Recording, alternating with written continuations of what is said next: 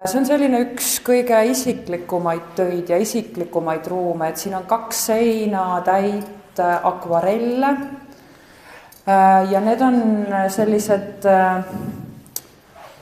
alguses ma tegelikult, kui päris aus olla, ma tegin, see protsess omas endas väga palju erinevaid etappe, kogu see näituse protsess, et 3 aastat on päris pikk aeg, ma arvan, et reaalselt sellist füüsilist tööd selle näituse juures, ma lihtsalt mõtlesin, ma pean üsna alguses hakkama pihta millegagi, sest et muidu ma lihtsalt ei jõua valmis. Ma tean, kui palju võtab aega maalimine ja kui palju võtab väga suure näituse, ma ei hoomanud, et kui palju see konkreetselt siin aega võib võtta, aga ma teadsin, et kaua.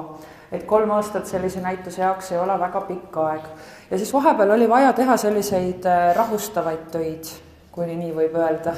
Sest et ütleme nii, et see maaliprotsess ja kogu see ateljees olemise protsess, et see on nagu väga põnev, et on õhtuid, kus nagu tundub, et tõesti sai tehtud parim asi elus, aga on väga palju õhtuid, kus on tunne, et kataks kõik üle ja see kõik on, ma ei tea, mis ma eile või üleeile mõtlesin, et see tegelikult ei ole üldse nii.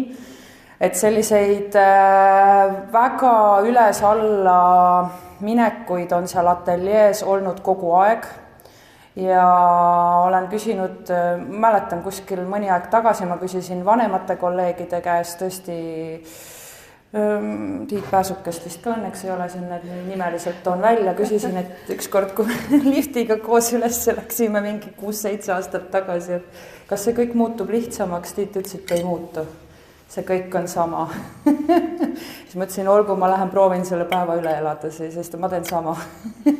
Et sellised need momendid on, et see töö siin, ma näen nagu mingit naljakat sissejuhatust, aga te saate seda pealkirja ja kõike ise lugeda, et see on selline mind nagu kuidagi väga aidanud teos ja kuidagi väga, ma ikkagi, kui ma teen mingeid töid ja siin ka on õlimaalid lõuendil, on erinevad tehnikad, et ma ei tee neid nagu paralleelselt, et ma ikkagi pean ühest välja lülitama, et ma panengi mingid mõtted siis pausile ja tegelen millegi muuga, et need on sellised hästi nagu isiklikud märkamised ja võib-olla appikarjed, aga samas siis jälle nentimised, et tegelikult on kõik hästi, siin on ka mõned mu lähedased sõbrad, kes on mind siis mulle appi tulnud või siis on lihtsalt olnud mingi selline mõtteliselt on nad appi tulnud, et siin on mõned maalikunstnikud isegi välja toodud ja küll abstraktsel moel, aga nad on siin piltide peal olemas ja nendest on nagu palju,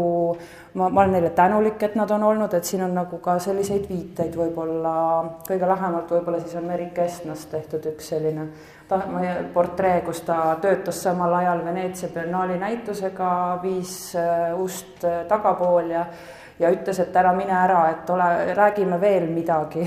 Siis ma ütlesin, olgu ma toon oma akvarellid, et ma pean midagi siis tegema samal ajal. Et siin on ka mingid sellised mõtted ja võib-olla teine viide on see, et neid akvarelle tehes ma mõtlesin ka sellele, et kuna ma samal ajal ikkagi kavandasin neid installatiivseid töid, siis siin võib-olla võib juba lugeda ka mingeid ilmeid, nägusid, olendeid, figuure, et need on tegelikult natuke ka eeltööks sellele vaikivale karjatusele, mis on seal suure akna ees. Et siin on jah väga erinevaid momente ja selliseid nagu isiklikke karjatusi, et mul kuidagi õnnestus selle aasta alguses murda randmeluud, et siis mul seal vahepeal oli nagu paar nädalat, ma saingi teha ainult akvarelle ja vahepeal oli nii valus, et üks maal ongi käest, 2 maali on kätest. Et need on sellised karjatused minupoolsed. Aga ruum on vaikne ja selline mõeldud selline pastelne ja et saaks kuidagi voolata läbi. Nüüd lõpetan selle. Jah, me võimegi tegelikult liikuda sellise protsessioonina, siin on ju 2 sellist koridori, et ma soovitan täitsa nagu minna lähedale nendele teostele ja vaadata seda teost, aga lugeda siis ka selle teose pealkirja või et need moodustavad väga huvitava kooslisu oma vahel ja mõnes mõttes nagu hakkabki siin avanema selline nagu kunstniku väga isiklik maailm ja kuna see on isiklik, siis sellega on tegelikult hästi lihtne suhestuda. Et mõnes mõttes need olekski nagu mingid siuksed päevikukatked ja need on tegelikult need ongi kõik nagu, need on isegi nummerdatud, et need on sellises ajajoonel nagu. Võib-olla ühe huvitava infona veel, ma loodan, et ma olen selle enda jaoks õigesti salvestanud, aga varasemalt Kristi kasutas akvarelli pigem ikkagist kavandite tegemisel, aga siis 2021. aastal, kui sul tuli Kunstijoones näitus, siis kuraator Siim Preimann julgustas, et need võiks nagu välja panna ja see oli väga hea otsus, et meie nii kaua selle üle ei mõelnud, see oli suht kindel otsus.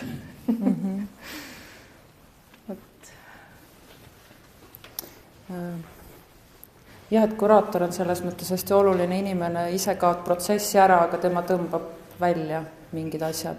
Et praegu vaadates jah, need on nagu kuidagi mingid tööd tunduvad muidugi naiivsed ja sellised, et võib-olla mul oligi niisugune tunne, et võib-olla kõike ei pea nagu siin välja ütlema või välja panema, aga samas nüüd on küll hea meel vaadata.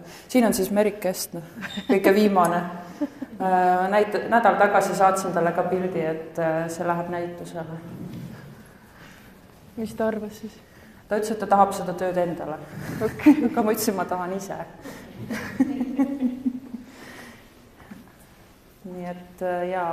Ja siin on tõesti nagu esimesest, et number 1 on lihtsalt ajaline järjestus. Esimene on kõige esimene ja 50 on kõige viimane. Et siin on nagu, jaa, no selles mõttes käsi valutab, ma tegelikult vaadates oma armi, see tõesti nagu mäletan seda päeva väga selgelt, mitte ainult päeva, vaid nädalat.